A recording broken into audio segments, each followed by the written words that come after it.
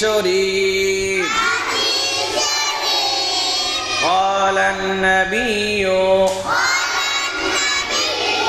صلى الله عليه وسلم الدعاء مخ العبادة الدعاء مخ العبادة হাদিস শরীফের অর্থ হযরত নবী করিম সাল্লাল্লাহু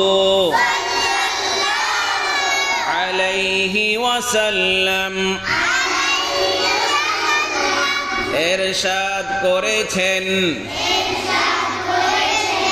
দোয়া ইবাদতের মগজ দোয়া